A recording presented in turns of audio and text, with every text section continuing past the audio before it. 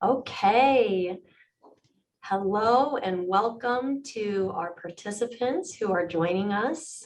We thank you for being here today. We're really looking forward to having a great conversation today around cultural intelligence and cultural values. We're going to give just a few minutes to make sure we give people a chance to register and get signed in, and then we are going to introduce our panelists who we're going to be speaking with today, and we'll get started. For those of you who are on with us already, I'm going to start by going over just a few housekeeping notes. You'll note a chat feature to the lower right of your screen. Please feel free to utilize this feature to add your own stories, your own examples, if you feel you're relating to the panelists or the topic that we're discussing. Go ahead and hold on to your questions until the end, because we are going to spend a good 10 to 15 minutes on Q&A with our panel and our audience. Speaking of our panelists, I'm going to go ahead and introduce each of them to you, starting with Rita Savoya. She is a CQ Associate Facilitator with over 16 years of experience in human resources, personal development, and career coaching. And today she focuses her work on corporate wellness and mental health. We also have Laurent Bernard with us. He's a human resource and talent management professional with more than 30 years of experience working in HR for international organizations. Today, Laurent oversees talent acquisition for the Cultural Intelligence Center. And finally, we have Shayna Haynes-Hurd.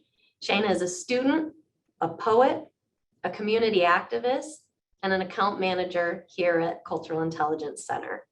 She's also the creator of Reaching Beyond Bias, which is an initiative that she designed to challenge bias in our daily interactions. Finally, I want to make one last note that this webinar is going to be interactive. Our session administrator, Sherry, is on with us today, and she will be initiating polls for your interaction throughout our time today. If you have any questions or any troubles with your technology, please do not hesitate to send Sherry a message in the chat. Let's go ahead and get started. So I mentioned that we're here today to talk about cultural values and cultural intelligence. Cultural values are these deep values that we hold that were formed in us when we were brought up, when we were raised. These values indicate our preferences for how we like to go about our life and our work. We're also going to hear from the panelists about the secret ingredient of cultural intelligence, which can help us navigate these differences as we interact with our friends, our colleagues, and our family.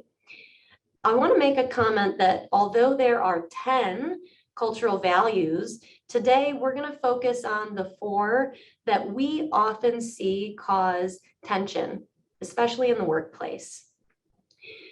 We're going to start, and I'm going to share my screen for everyone, with power distance. Power distance is the extent to which you may emphasize shared decision making,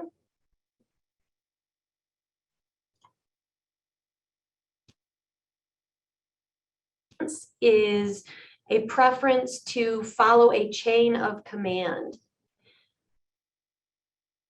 Our distance preference will often defer to superiors. On the other hand, people may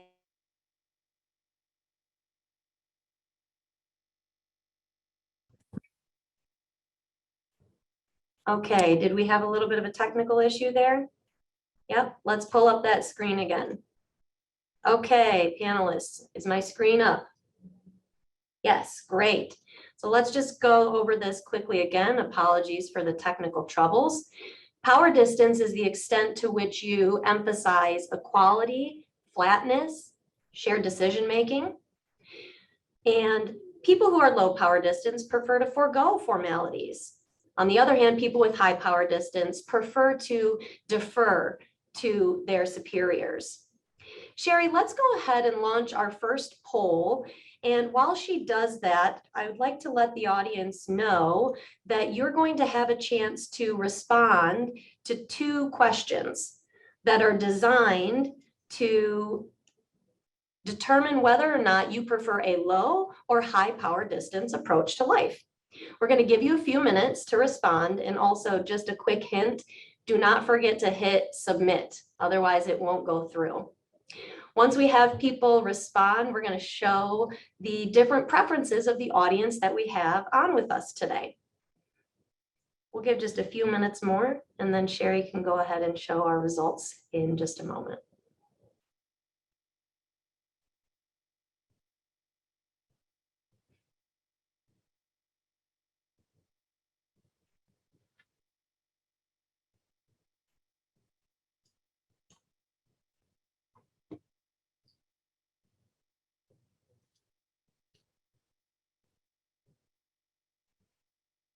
Interesting. As I see the responses coming through, I see we have a bit of a leaning in this group.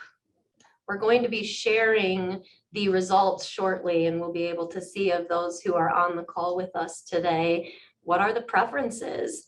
Sherry, why don't you go ahead and end the poll and share the results? Very interesting. It seems that at least 81% of the people on the webinar today prefer a low power distance approach, a flatter approach to making decisions. That's very interesting. I'm going to stop sharing my screen now, and Sherry, you can go ahead and take those results down, and we're going to hear from our panelists, starting with Rita. Rita, can you talk about a time that you've either observed or experienced power distance show up? Yes, thank you. Can you hear me okay? Yes, we can.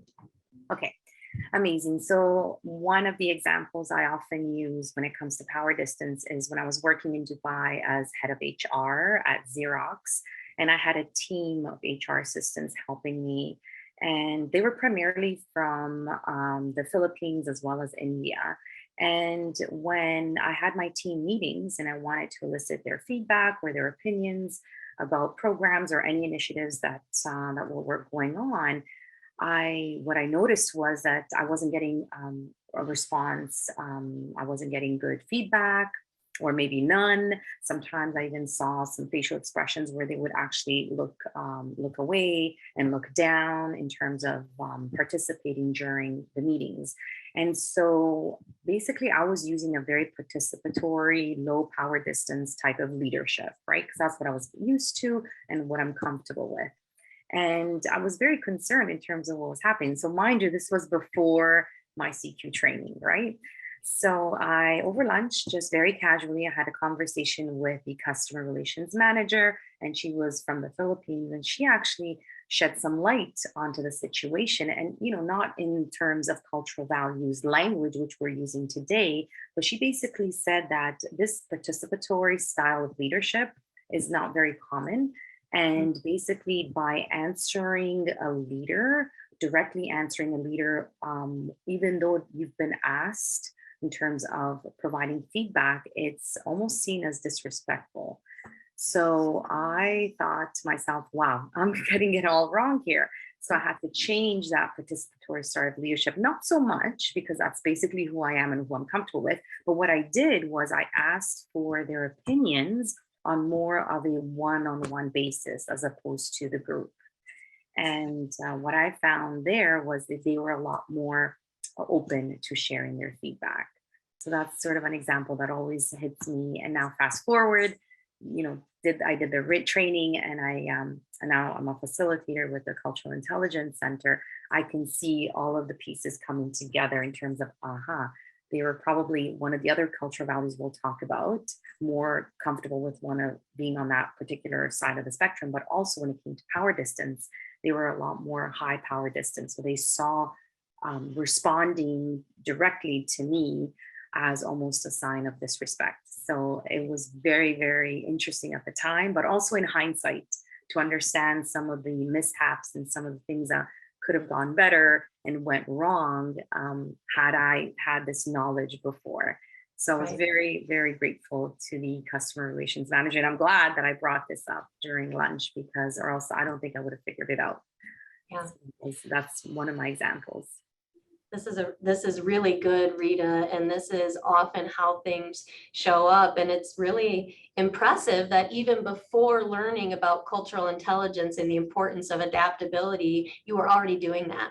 You checked in with the customer relations manager to see what's going on here. What am I missing?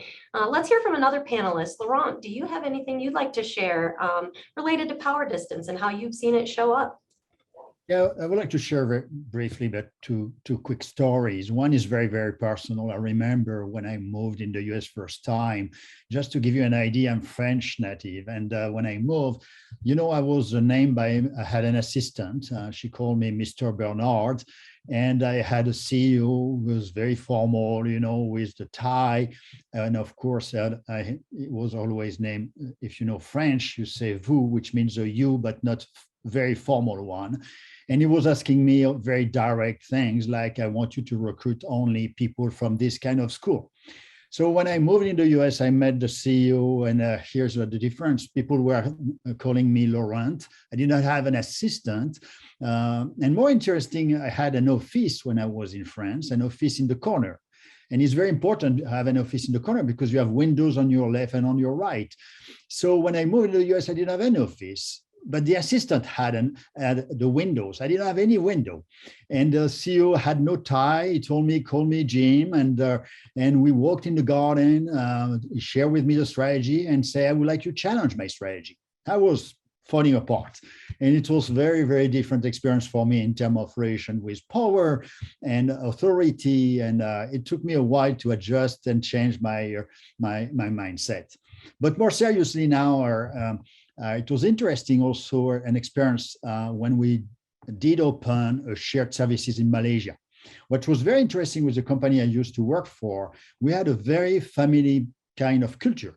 And we thought with the Malaysian culture is going to work well when we did this cultural assessment. However, the value of power distance, we were pretty loose on that, which we were low power distance, but the Malaysian culture was way more high power distance. So we were wondering who are going to be the leaders over there. So we did select a team of leaders where they were able to transition. Their style was probably high power distance, like a Mexican one, but knowing very well about our culture, so that family one, so that they can help the Malaysian team to smoothly move to our culture and moving from high power distance to low power distance. And it took many years, but it was successful to do that thanks to the experience of those people. Right. Those are both really good examples. And also, I want to take a minute to note that some good questions and comments are also coming through the chat. Certainly, everything we're talking about, the context matters, right?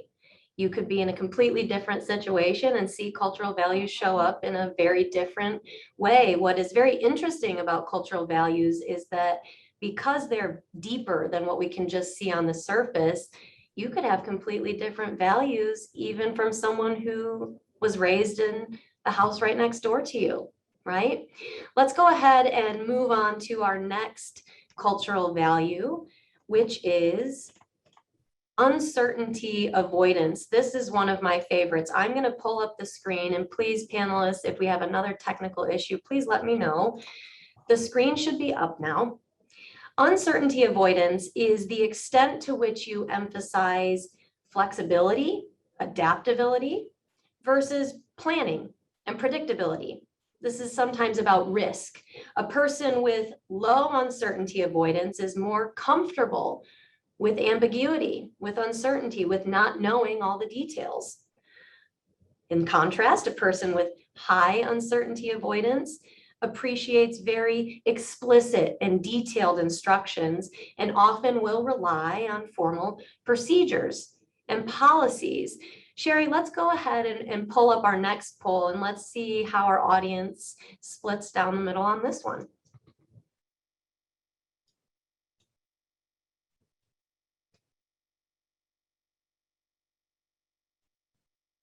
Okay, we're starting to see some of the results come through. Interesting. It seems once again we have quite a different leaning on our preference for uncertainty avoidance. I'll give it a few more minutes.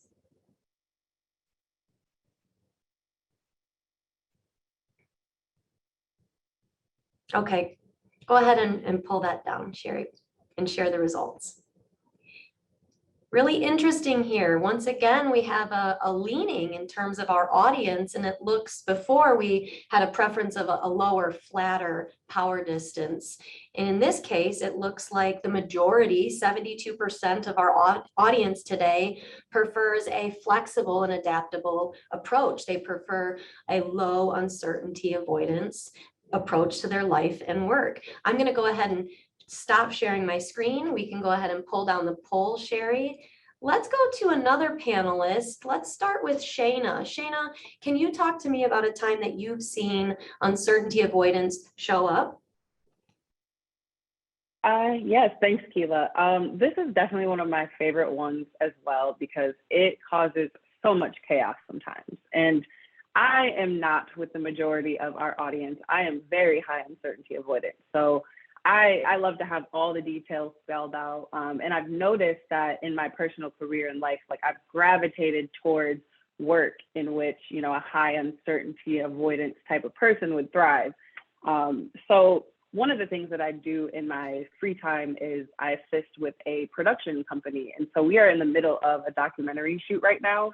And my role on the project is production coordinator. So my job on the film is basically to eliminate as much uncertainty as possible. And I love it, I thrive.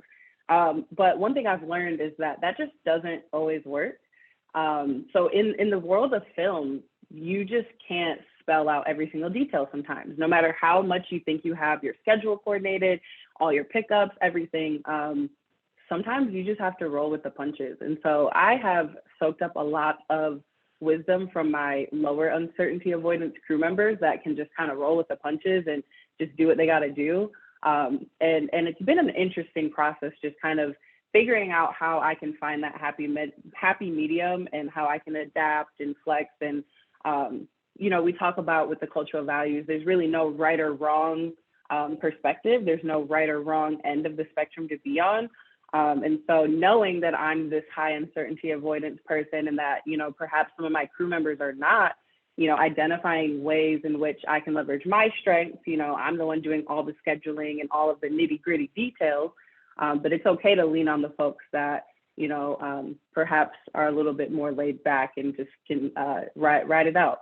So, and then another one I'll share too, as a student. This is one that has been really, really frustrating to navigate because I am very much that overachieving type of student. You know, I want to make sure that I'm looking at the rubric and getting every single detail right. And I've had to adapt a lot with professors that maybe just don't see the world that way.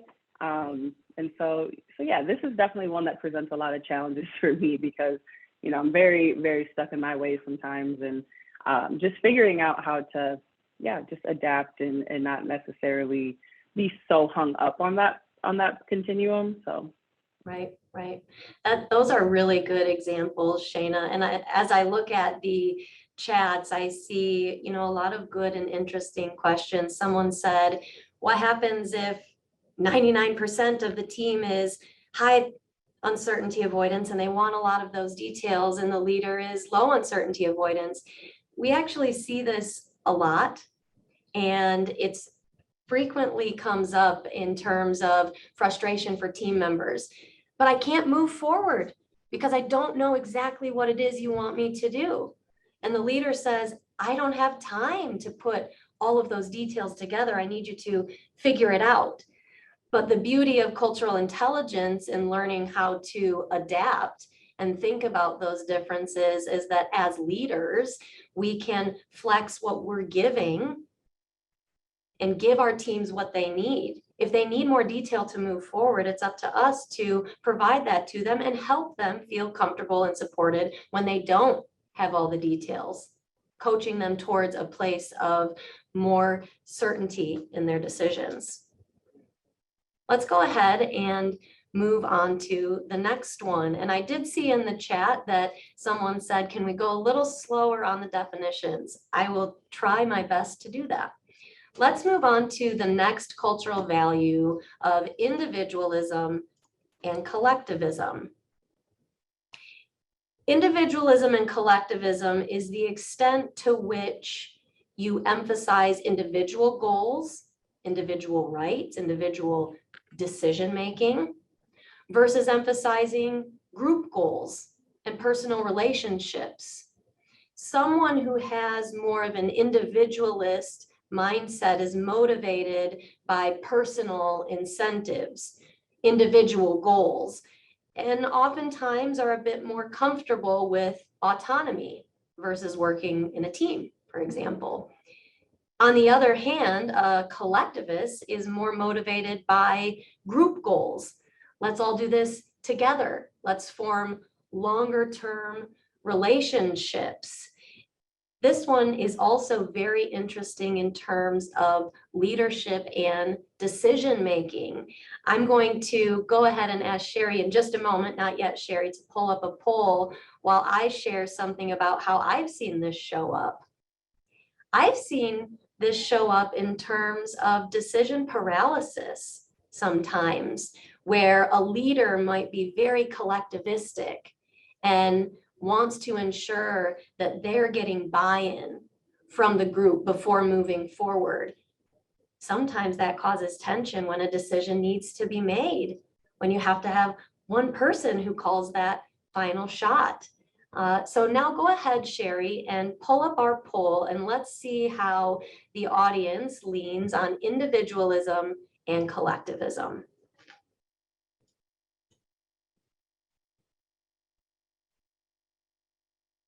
Great, responses are starting to come through. While you're answering, I'll make a comment about the images you see on screen. You can see images of children, right? It's sort of showing how these values, like Shayna said, there's nothing good or bad about them. It's just how we were raised oftentimes. Sherry, let's go ahead and lower the poll and share, please, the results.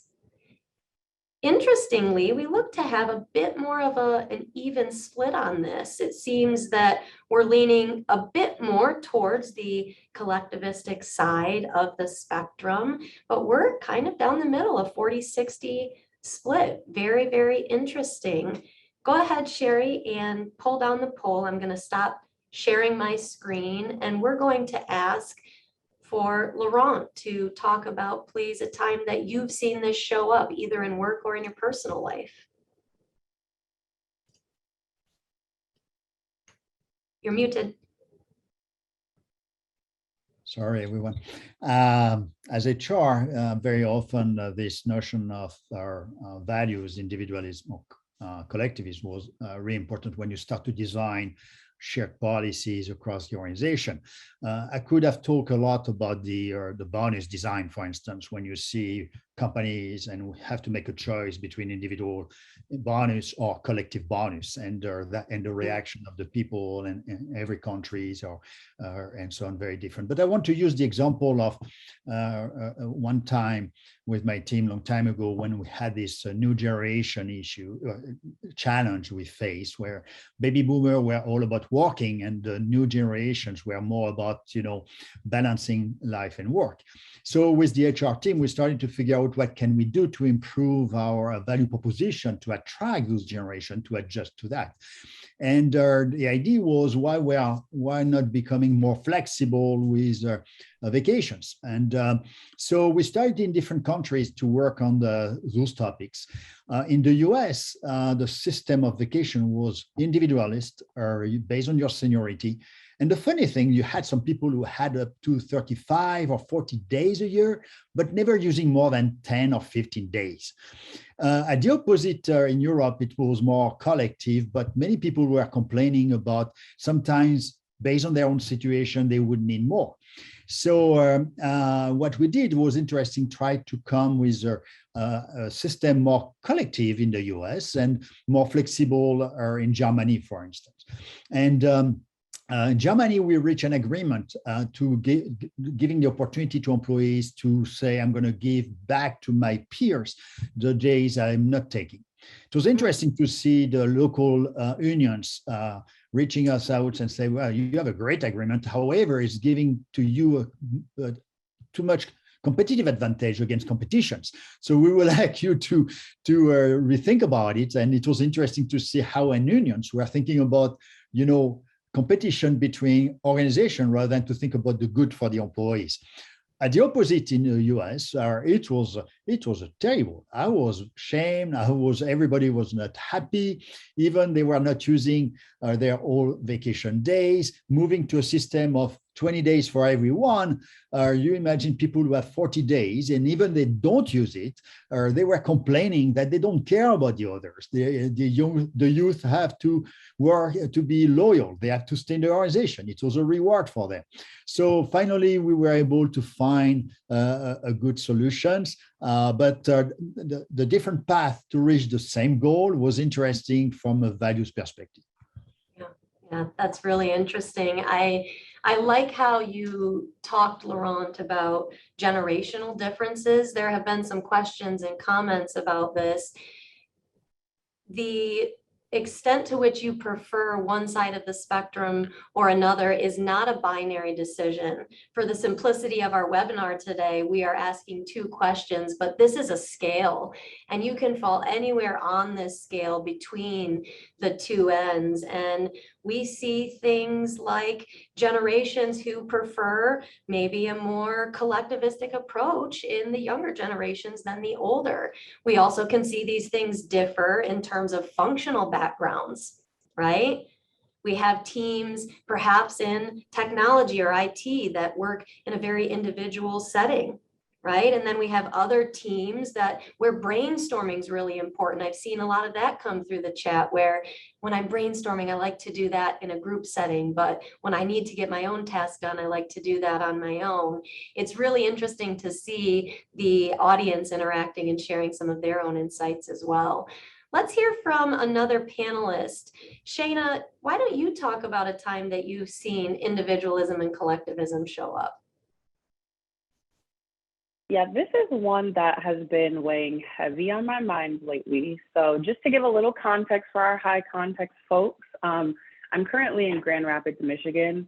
And so Grand Rapids, Michigan has been the center of a lot of civil unrest, and a lot of work, is being done in the community towards, racial equity and diversity and inclusion and all of these wonderful things. But what I've noticed kind of in my community is, a lot of organizations kind of working in silos, trying to achieve the same results. And so the reason why I've been thinking a lot about individualism versus collectivism is just to kind of think about ways that all of these different community organizations perhaps can strategize in order to achieve some of those goals that they share. So, I'm seeing a lot of organizations that have similar goals, similar values, similar wants and needs for the community. And so on one hand, you would think like, oh, maybe a collectivist approach would work, where these organizations can kind of band together and move that work forward. But on the other hand, maybe too much collectivism doesn't leave enough room for each individual organization and their individual mission and values to stand on its own. And so, you want to leave space for those individuals to be represented, but also think about, well, hey, maybe there is an approach that we can take that helps us all, achieve what we're hoping to achieve. And so, to be transparent, I haven't found the solution. I'm still kind of pondering and reflecting, but this is definitely one that's just been really heavy on my mind, just kind of in the activism space, and just examining, hey, how can I use what I know about these cultural values and how they show up in my life and in individuals' lives, and look at the work that we're doing kind of from that lens. So yeah, it's really good to hear that. And thank you for being transparent. We don't always have the answer, right? But that's part of what this is about. It's about learning to understand things that maybe you don't understand because you have a different preference.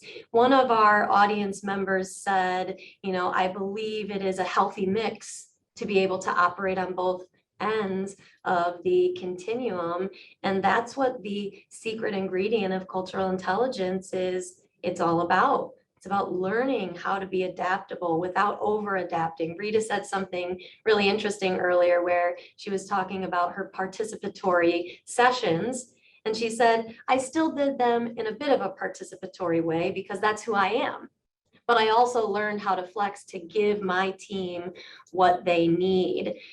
Rita, do you have anything to share on this one? Let's go ahead and hear from all three panelists. I'm putting her on the spot. While she's thinking about an example, one thing that I will share, and this is actually a personal example for me, it's regarding my children. I raise my children similarly to how I was raised. They each have their own individual bedroom. When I grew up, I had my own individual bedroom. My sisters had their own individual bedrooms. As I've been able to grow and expand my network of friends and colleagues, I've learned that that's not done everywhere. In many households, siblings, families, parents share bedrooms. And that's one example of how this idea of individualism was reinforced in my culture, right? It's my individual bedroom, stay out. So Rita, did you come up with something or shall we move to the next? Oh, no, I actually have two. I have a personal funny one, which is a very quick, short one. When I was visiting China and my friend kept asking for cold water in restaurants, and they'd be like, no, we don't have any cold water. And we were like, why doesn't anybody drink cold water here? And we know that it's not very healthy for your digestive system actually to be drinking cold water with your meals. So they were being very collectivist and really wanting to make sure that we don't screw up the meal in the digestive system. But my friend and I were so ignorant at that time that we were literally like pissed off. We want our cold water. Where's our cold water? So that's a funny personal one. And again, in hindsight, I understood that years later. But when it comes to individualism and collectivism, I think with regards to hiring managers, a lot of times what I'm teaching my clients is that when you're in a job interview and let's say you're a hiring manager and you don't have this CQ knowledge, and you ask the question in terms of achievements or accomplishments, and what you get from the interviewee is a lot of we, and not enough I. And if you are a manager that is more on the individualistic side, you want to hear more, I did this and I did that. But if you're more on the collectivist side, then it's going to be the language that you usually tend to use is we. So what I tell my managers, the hiring managers, is probe. So before dismissing that person that they didn't achieve anything, they only did it in a team setting, is to probe, okay, so what was your specific, for example, in terms of a follow-up question is, okay, so what was your specific role in achieving that goal? So that's sort of where that comes into play, right? So you as yourself, as a hiring manager, you also have a preference, and then you tend to want to hear what you're comfortable with or what you're used to. So that's an example that I usually use for this type of cultural value. That's a great example, Rita, because it sort of flips the script, doesn't it? Right?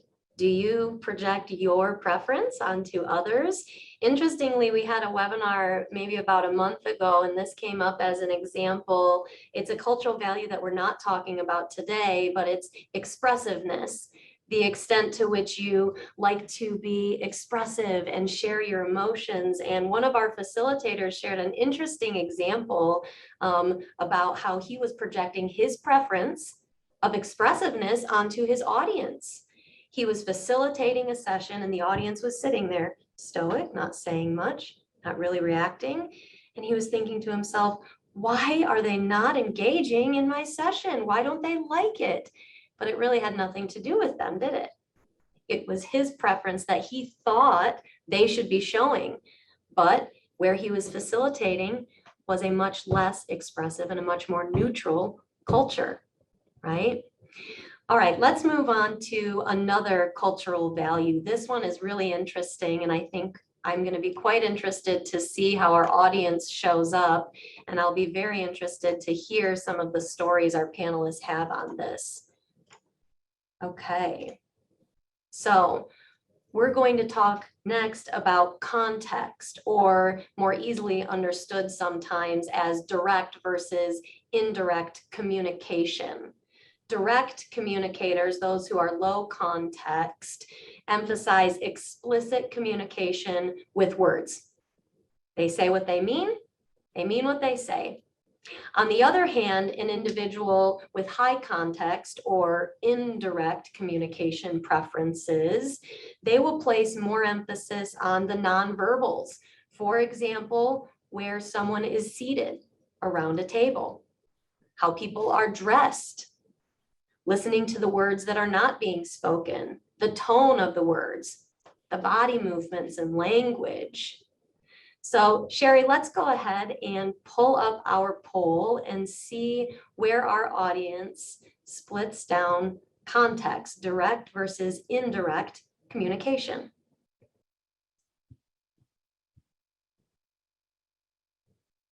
Okay, answers are starting to come through.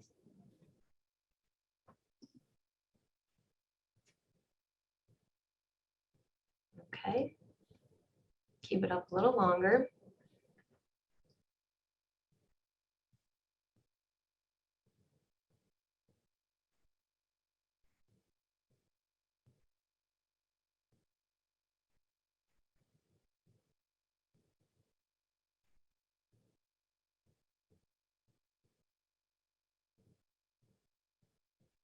Okay, Sherry, go ahead and stop the poll and show the results, please. Okay, interesting. We have a leaning in the audience towards direct, explicit communication. About 64% of the folks we have on our call today have that preference, while the other 36% prefer that indirect communication, the reading between the lines, the tone, the context. I'd really like to hear from our panelists. Sherry, go ahead and put the poll down and I'll stop sharing my screen. Like uncertainty avoidance, I always find this cultural value to be very interesting in terms of how it shows up. Laurent, why don't we go ahead and start with you? Talk to us about a time where you've seen this. First of all, on a personal standpoint, because I was an English second language, I always felt that I was low context, direct communication, not by choice, but more because I have no choice. I don't have the words to express more the context, the details, and so on. And when I used to work in a very diverse international environment, I set up a ground rule with my teams or my peers to say, okay, we have to be low context. Don't take it personal. It's not being aggressive or be direct for the mean of being direct. It's just to make sure we understand all of us. So that was one thing. But more interesting as HR, I used to face this notion of low context, high context. Unfortunately, when it was about ending people contract or terminate people. The experience of the US for me was at the beginning was like a shock. You know, it was having someone in the room or visiting the factory, having everybody stand up and in 2 minutes saying, hey guys, you did a great job, but we have decided to shut down the factory. Or, hey, we have decided to eliminate your position. Here's the package to leave and thank you very much. So, and the reaction of the people was, yeah, that decision was made, we understand, clear. And sometimes I even received some nice thank you card from the people to say, I enjoyed to work in the company for many years. That was a total shock. And when I had to educate our leaders when they were doing the same thing in some other regions to say, hey, No, you cannot do that way. We are going to take a different path to explain the context of not sharing the decision at this time, paying attention to some people in the room who have some kind of powers that could be unions or high seniority people, or the ecosystem with the city mayor or some influencer in the region, and taking more time to share the information to make sure people can digest and can ask questions when it was totally the opposite of what they used to do. So that was a very interesting learning curve for them, and to be able to adjust to this different culture when you have a different environment regarding low context, high context.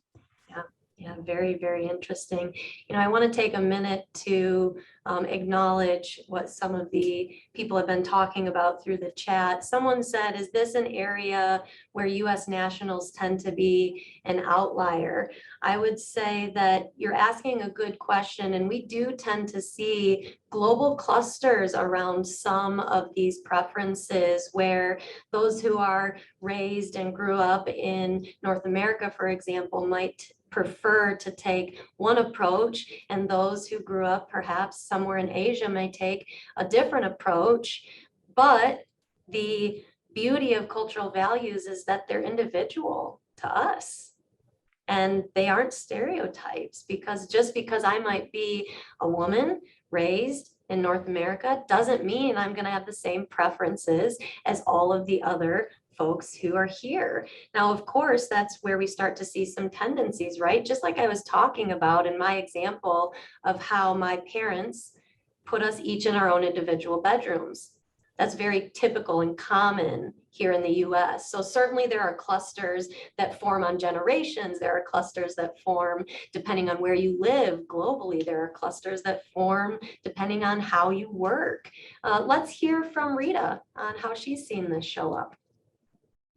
Oh boy. So this one on a personal level, which we'll not get into, is probably the reason why I'm still single, but that's another webinar. But in terms, it does really create a lot of misunderstandings for sure, and amongst teams and corporations in general. So I struggled with this one quite a bit when I was running my own consulting company back in Dubai, especially when I was asking clients for meetings. Everybody would say yes, and everybody wanted a proposal. And for some of you that may know, writing a proposal is quite time consuming. And a lot of times they weren't really interested in following through, but they just found that it was rude for them to say no, right? So they were kind of speaking to me indirectly. So I would have appreciated a more direct approach, which is obviously very common in North America, that you're only asked for a proposal if you're really ready to sign and ready to collaborate and so forth, which was very different in the Middle East. Another example is when it comes to performance management. So what I found was a lot of the performance management reviews, everybody got a 5 and everybody was doing great and amazing. And so what I found was it was really difficult for a lot of the managers to give that direct feedback. So when I was creating a performance management system, they appreciated a framework as well as more extensive feedback training, how to give and receive feedback than I would do here in North America for sure. So that it gave them a level of comfort to be able to provide that feedback, even if it wasn't so positive, right? And they weren't comfortable with giving that feedback or that negative feedback, but giving a structure and a framework allowed them to give the feedback that it didn't feel like it was a personal attack on the individual. And I think more recently now, with this virtual world that we're in, we're not able to see those or hear or listen for those subtle things like body language and the pauses and all that, because we're muting ourselves as well, right? Or looking around the room for eye contact. So we're sort of missing that part in the virtual world. So I think it adds a level of complexity to our communication or miscommunication. Yeah, I love how you bring the reality of our virtual situation up. that can really make context or direct versus indirect communication show up so much more because we can't see those subtle nuances. I really like what one of our audience members said about providing feedback. And he or she said, why don't we ask the individual we're giving feedback to what their preference is? That's a great strategy. That's a great strategy, and that's a really good example of applying our cultural intelligence, of adapting to give someone what they need, not how we prefer to do it.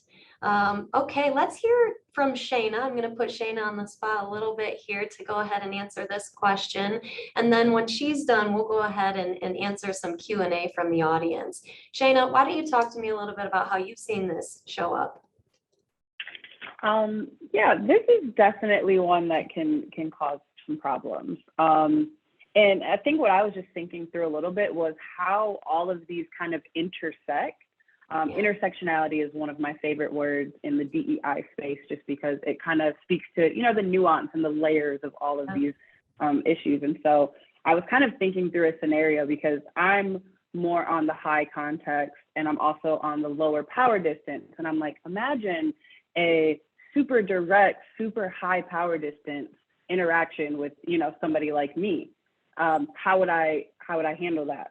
Because I think one thing that I've learned as I've kind of understood the cultural values a lot more is just where some of my blind spots were. So I used to perceive people that were very direct as rude. And that's just me being honest about, what my thought processes were. And so I had to do a lot of kind of re-examining some of the assumptions I would make about people based on their behaviors. And I've definitely learned a lot over this last year. So the high context, direct versus indirect, I think it's one that, creates a lot of challenges for me personally, because I like to have all the context and I like to have, I read into the tone, I read into the body language, and not everybody does that. So this is just one that I think I've had to really, again, just kind of take off my own blinders and realize how much I was just kind of projecting my own preferences onto other people. Yeah. I really like that you brought up intersectionality, especially because one of our audience members made a really good point following up on what I said.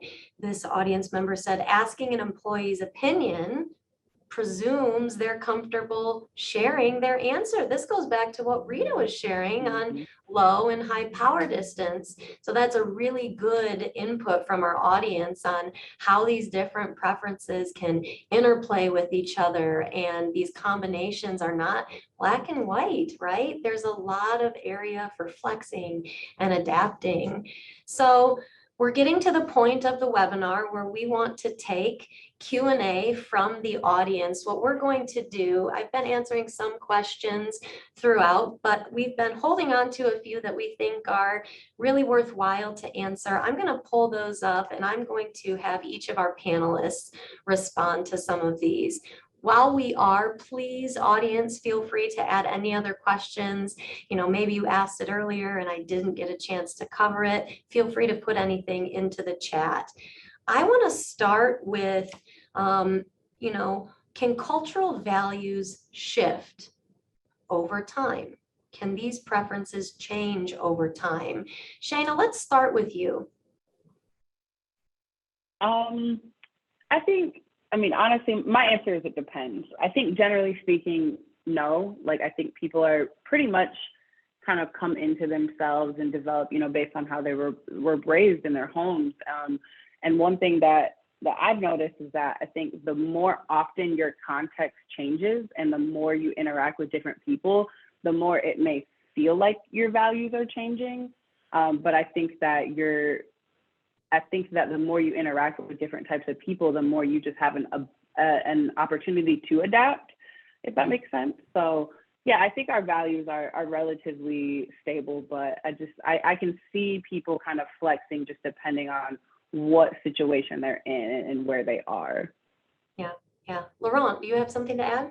Yeah, I think there is two ways to look at this. One is, what are your preferences? And I'm not sure your preferences change over time.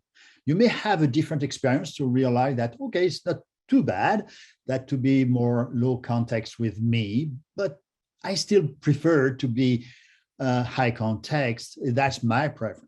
Now, what you have to learn is about how you recognize the need of the people, because either you are a tourist or even you are a leader or you are just a teammate. You want to be efficient with others.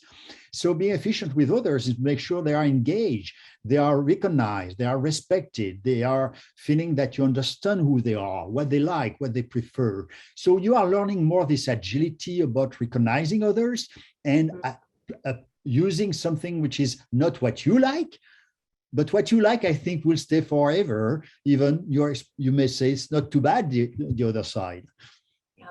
Yeah. I really, yeah, please, Rita, go ahead. Yes, so I do believe that they're relatively stable, but there could be some events in your life. For example, like I moved from Italy to Canada, so I have to adapt very quickly to the more North American values, right? Even when I went to Dubai and worked in Dubai, I wasn't as expressive, believe it or not, as I usually am. And then I sort of kind of liked it, like even the whole direct and indirect. I actually prefer now to be more direct, but I was more indirect. So I don't know, is that a change in preference, or is that now I'm able to flex or adapt more? I'm not sure. So there's kind of a gray area, but yes, like Shayna mentioned and Laurent, it is pretty stable over time, but I think some events may trigger you to experience on the sort of a different preference or on the continuum. And then you may actually adopt that as your primary preference. Yeah, I completely agree. And I have thought about this often myself. And as I've learned about cultural intelligence and I've learned about the framework of being motivated, knowledgeable, strategic, and flexible, I think that we're applying our CQ when we flex. Maybe it's just because we didn't know a better way and now we've learned a better way and we can understand the benefits of acting on the other side of the continuum. I know myself, I shared that I'm a very high uncertainty avoidance person. I prefer to reduce risk. I like to plan. As I've grown in my career, I've needed to adapt and take on a more low uncertainty avoidance approach because I don't have all of the answers. And sometimes other people have to have those. And instead of thinking my preference has changed, I think I've grown in my ability to adapt appropriately. Let's go ahead and ask another question. This is a good one. Do cultural values and knowing them help us work more effectively across cultures? Laurent, do you want to start? Yeah, the first thing I would say is when we talk culture, we have to be definitively broader in terms of than just thinking about national cultures and so on. And even in the national culture, you will learn that, and I learned that in the US, but if you go in France, you see between North and East and South, it's also very, very different. So I think so you have the corporate culture, which is a big deal. When you work in an organization, very often people start to say, or do I say I'm French and I work for this company, or do I say I work for this company and by the way I'm French? It's how influenced the corporate culture could be. Does it help? Yes, I do believe. I do believe that first it helps to recognize individuals. What we want is people feel unique. We want every individual to be totally included in our organization, wants to be viewed as unique. Maybe not as unique as Superwoman or Superman, but I know I don't cover up any things. I can be me. And having peers or managers who understand who I am and how I like to be, how I like to work, how I like to receive feedback, how I like to learn, and so on, make, I believe, the organization, the team, and the individuals more efficient over time. Yeah, really interesting. Thank you for sharing, Laurent. This is a question from one of our audience members specific to the UK. This individual says there's so much of this subliminal codification where maybe what's being said or even the tone doesn't really give any indication of what the person is feeling, right? Maybe it's not easy to pick up if they are high uncertainty avoidance or low. Maybe it's not easy to pick up if they're direct or indirect. What kind of advice or tips would us, the four of us as panelists, give to this question? What do you do if you can't pick up those cues? That's a great question. Who wants to take that? I will. Yeah, please. First and foremost, it's self-awareness. So you as a manager, as a leader, need to take that initiative and understand yourself better. And really any personal, professional, even, wellness development that you want to embark on, self-awareness is the first step. So being aware of your own preferences so that you can better pick up other people's preferences and where they are on the continuum. But really, it goes back to just getting to know the person on a more personal level as well. So yes, you can use these cultural values as a sort of a first point of contact, but we very much recommend that you have you continue the conversations with your team members, right? And you participate in trainings such as these. You can actually do it as a really cool activity. That's part of the cultural intelligence workshop, developing your CQ workshop, where you're doing it as a team. So we're going through these cultural values and we plot on each of these values where we are as a team. So incorporating this as part of your team development initiatives. But I think, the most common sense one, and in terms of the easiest, is just, go out for coffee or during your one-on-ones, like really get to know them. Yeah, that's great. And you actually answered another question that came through. I'll give Laurent, if you had something to say, I'll give you a chance in just a moment. Somebody said, are there additional training opportunities or webinars that dive deeper into what I might argue is the most important part? What are those strategies and tips for how we can flex and behave? And the answer is absolutely yes. When we get to the end of this session, not only is it going to be recorded and shared out with everybody who is able to participate today, but even to those who weren't able to attend today, we'll have a recording sent out to you.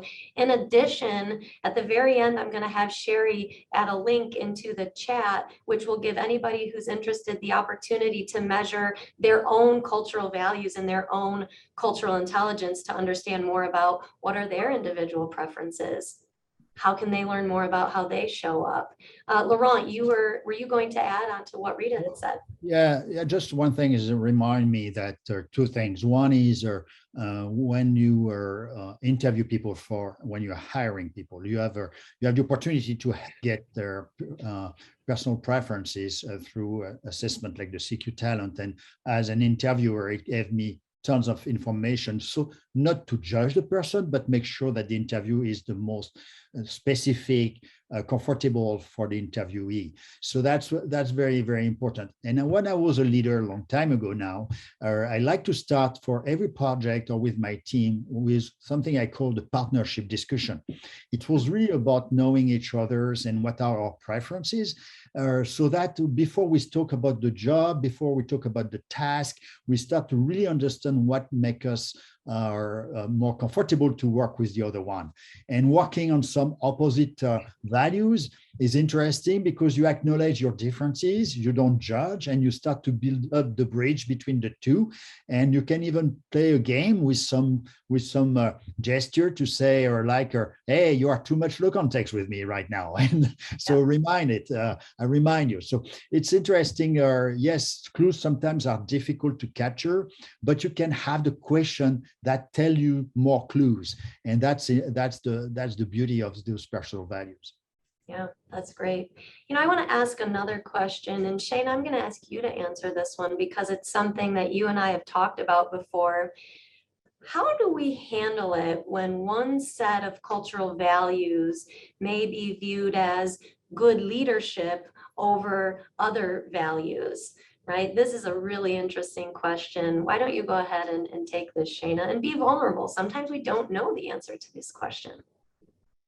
Yeah, I think this one is a tough one because, in the world that we live in, we do have systems in which certain cultures and certain dominant groups are given precedent, and they're given, you know, a little bit of, I guess, special treatment. And so to me, what I've learned about inclusion, you know, from the context of the cultural values is that in order to create an inclusive organization, society, neighborhood, you know, whatever that is, it has to be a space where anybody from any cultural value expression can come and be their authentic selves. And so I would really encourage folks to be honest about, where are these policies coming from? Do we have policies internally that do favor, you know, maybe one type of cultural preferences over others? And I think people have to be honest about the answer to those questions, and identify ways that they can make space for people who maybe don't belong to those dominant groups, and just remind yourselves and continue to educate yourself and others that there is no better or worse. And that's kind of the main takeaway from all of this, is that we have to let go of our judgments and our projections of, oh, my value is better than others, or this belief is better than others. Like, we really have to suspend that judgment. And I think just being willing to have really honest and critical conversations about what inclusion means for your organization and how you can actually, you know, make that happen. Yeah. Yeah, thank you for answering. That's not always an easy question to answer. We're at the end of our session today. Thank you so much to everybody who attended. Anybody who is interested in learning a bit more about cultural values, Sherry, please go ahead and put it in the chat. And if you've had to drop off already, don't worry. We're going to include this link in some of our follow-up messaging that goes out. So enjoy the rest of your days. For those of you who are joining us where it is still daytime and you do have a day to enjoy, and we'll see you all next time. Thank you. Thank you. Bye.